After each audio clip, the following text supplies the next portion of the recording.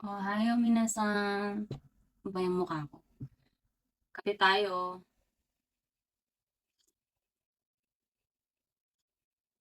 Ah, sarap uminit ng mainit na kape sa umaga. So, ayun na nga. Kaya lang ako nag-video kasi may dumating na Amazon package sa akin. In-order to ng asawa ko para sa aking phone. And gusto ko lang i-share sa inyo na kasi pag sa Pinas, kapag umu-order ako ng ganito, ano to? Ito. Screen, protector. Ito lang, so mama lang yung I mean, ito lang yung talagang nare-receive. Eh, nagulat ako kasi dito sa Japan, may ganito sila nakasama. Inisip ko nga, wala naman kaming in-order na na phone case. Although meron nga, pero hindi same same na sabay na darating. At saka parang isang shop, ganun.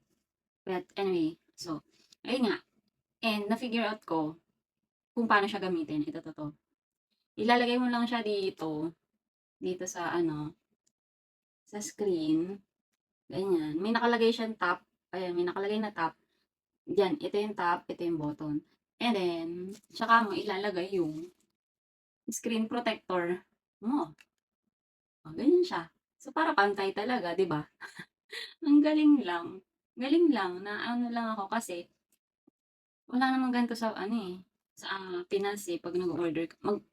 'Di ba, 'pag nag-order ka sa Pinas ng ganito phone case lang, wala namang kasamang mga ganitong materyales. So, 'yun lang naman, gusto ko lang i-share sa inyo na na yung binili kong screen protector may kasamang ganito. Pero wala kaming biniling ganito, parang kasama niya lang talaga siya.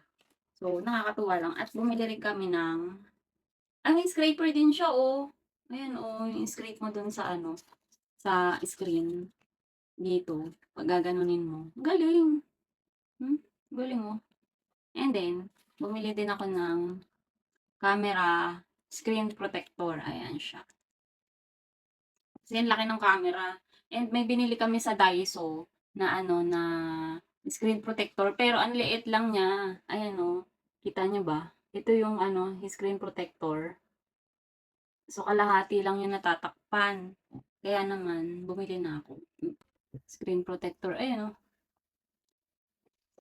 By the way, ano pala 'to, yung phone ko, yes, hindi siya yung mansanas na may kagat, ayan siya. Yung magalang na cellphone. And matibay kasi yung ganitong cellphone na brand. Kasi yung naalala ko, meron akong cellphone na ganito, parang more than 3 years. Ay, hindi pala 3 years, more than 6 years ko nagamit. Tapos, yung phone ng father ko, ganito din. Ang tagal hanggang ngayon buhay pa ako. More than 5 years na niya yata ginagamit yun. So, ala lang, natuwa lang ako. And, sabi ko, try ko nga ulit mag ganito na brand. And, ayun.